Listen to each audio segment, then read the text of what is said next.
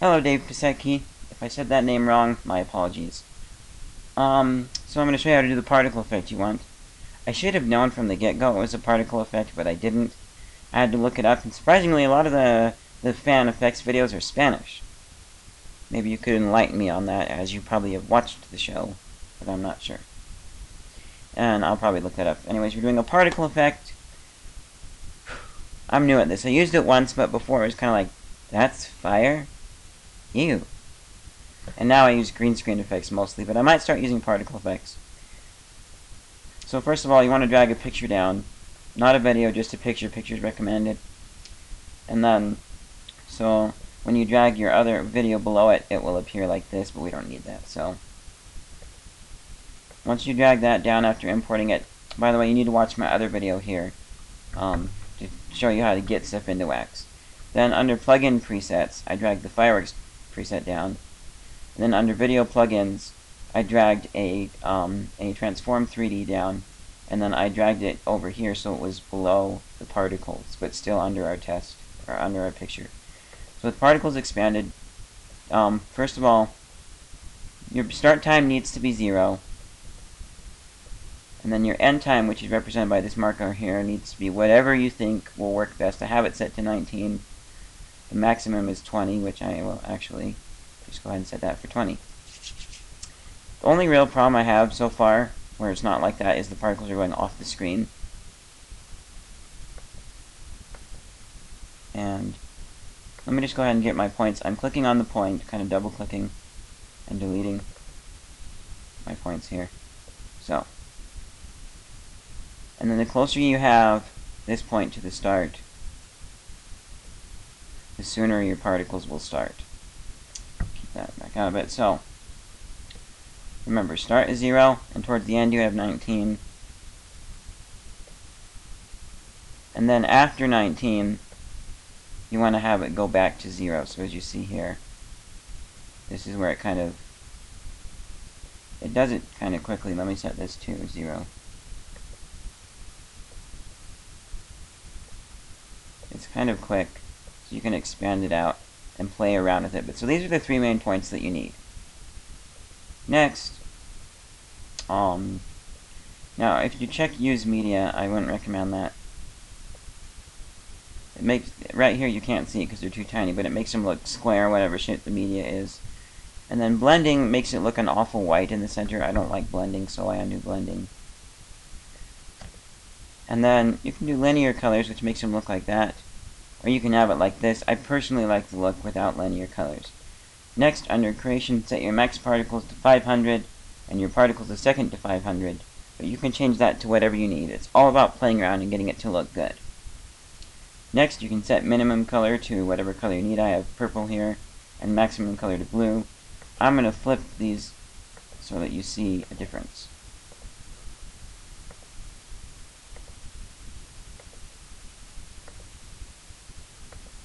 And see how it changes it a little bit over here. But I personally like it the other way around. And it looks more like in the video, kind of.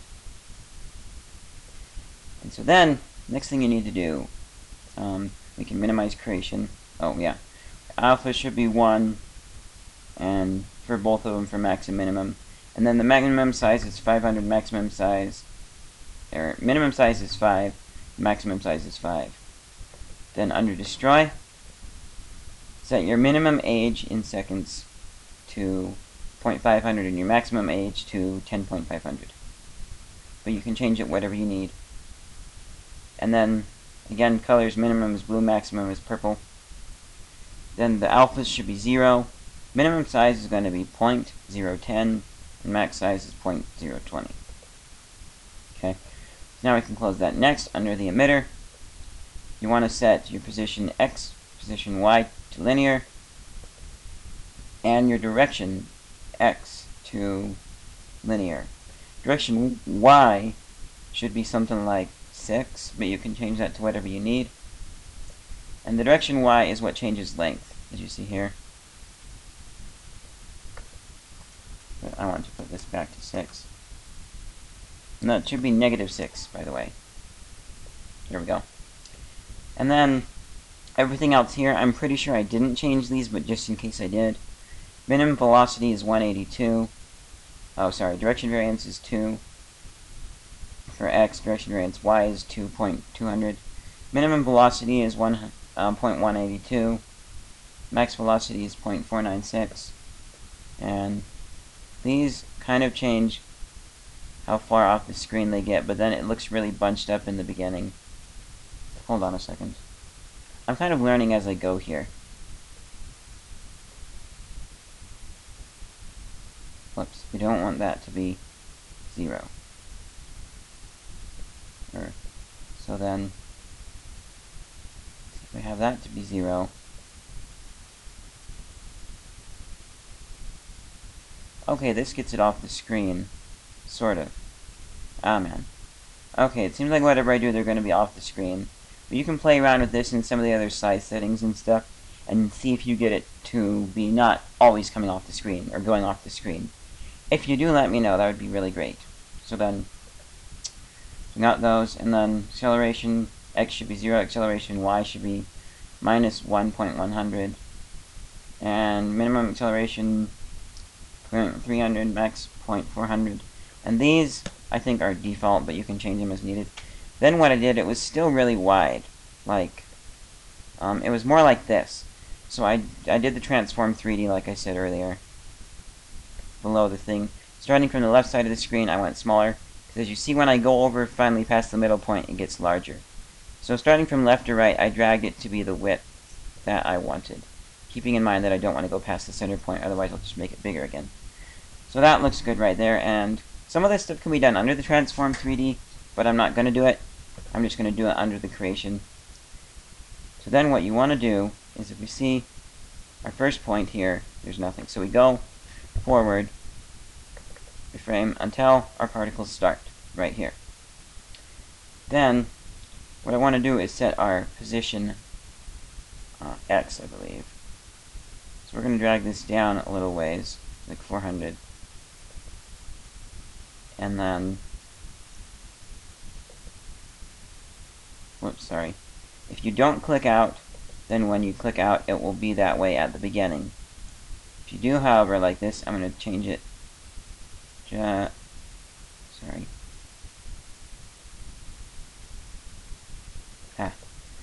If you just click and hold it, you can fine tune it. So I'll set this to 478, and then I click out.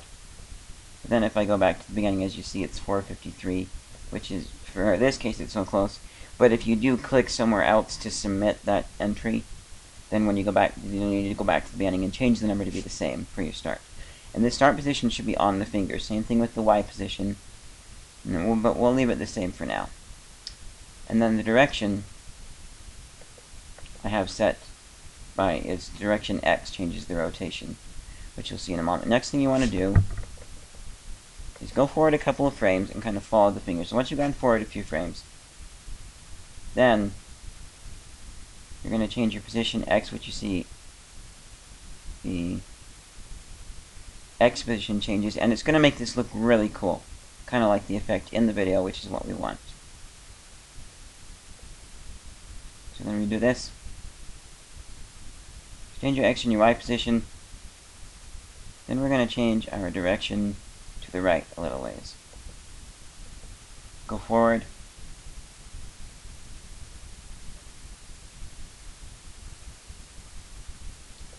Then do the same thing. We'll go left a bit. This time we want to come down because now we're on the downward rotation portion of our finger going down. Then we'll change the direction to even farther to the right. Go forward some more frames.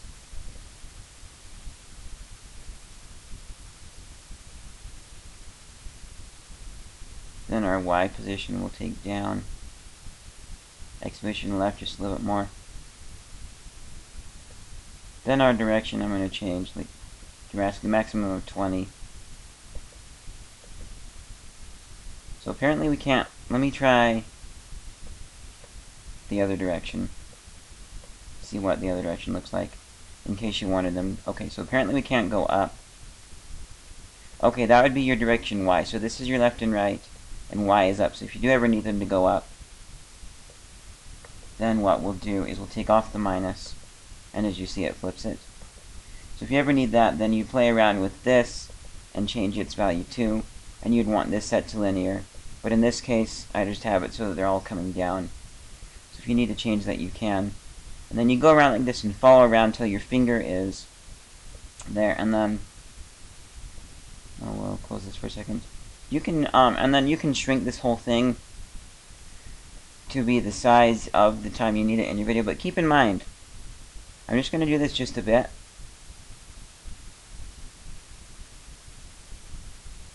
And then undo that. But as you see, my points change too. So make this, the picture with the particles in Transform 3D, the size that you need it before you change. Or actually even better is just to make it the whole length of your video, so then you can have them reappear, which I'll show you how to do.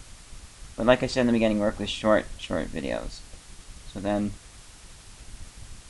we can change this step to be what we need. As you see, we're kind of fading out here right now. Put this close, a little farther out. We'll see what this looks like.